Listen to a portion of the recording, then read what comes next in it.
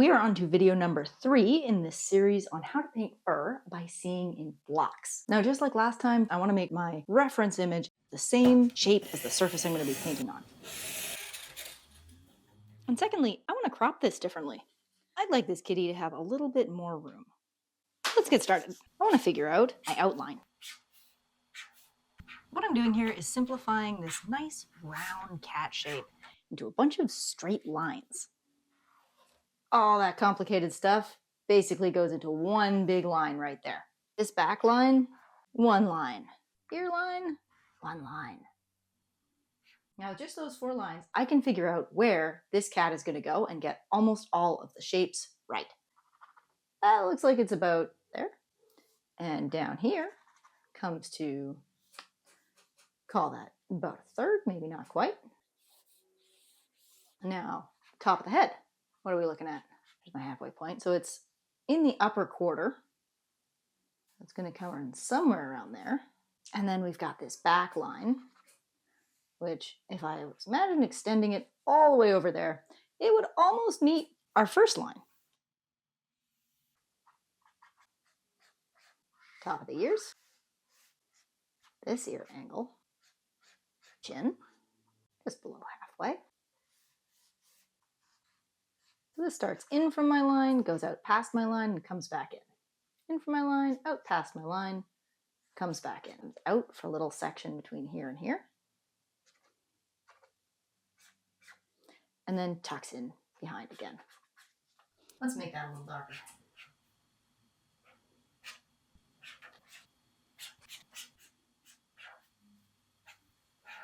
And with a few adjustments, this shape is going to look like this shape. So now we've got the outline. Let's get some of these features in. Again, sticking with straight lines. This is helping me find where the eyes are. Okay, Zen, that's great and all, but there's no shading going on. Where are the blocks? Let's get to that. Next up is my main shadow areas.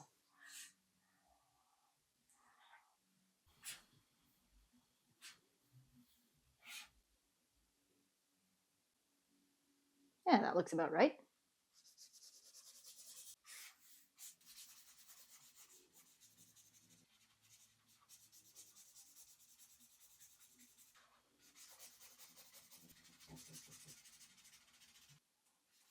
And like magic, suddenly it's starting to look round. I want this area to show up really well, so I'm going to use a dark background to make it look extra round.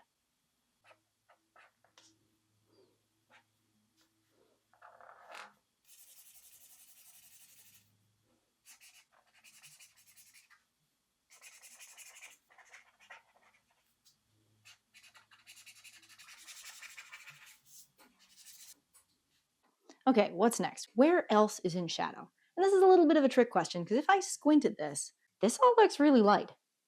This definition of shadow is what is not white.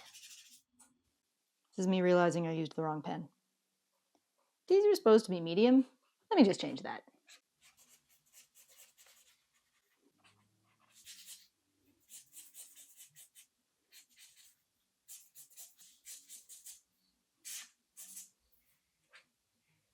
And I'm changing my mind a bit here as well.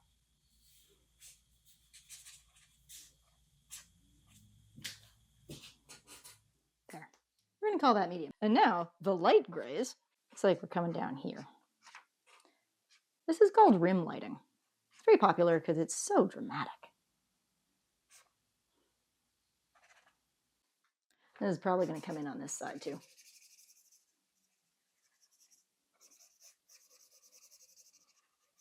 Give this highlight something to sit against.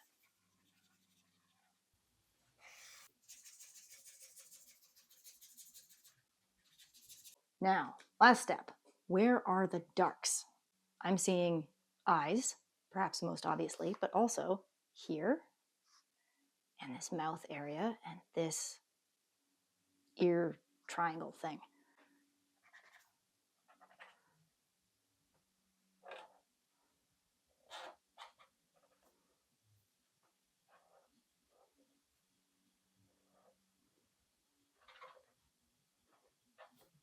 Too close. Whoops.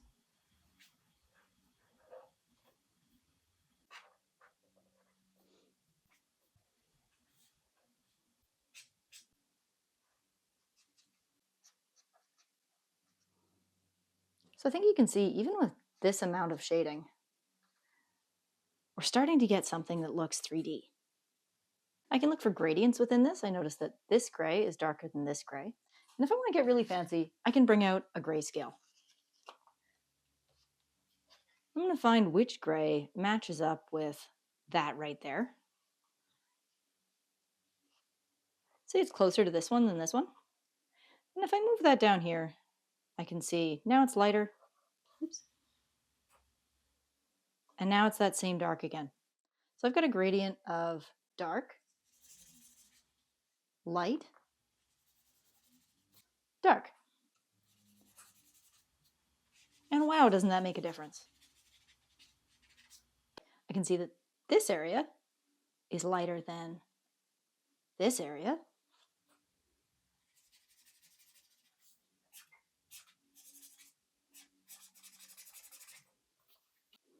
I can see that this area along the edge is lighter than this area by the eye.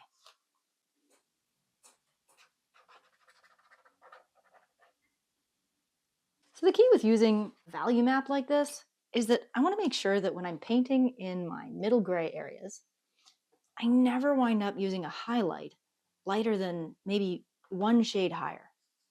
Up on the face and in the semi-lit area, I'm not allowed to use white.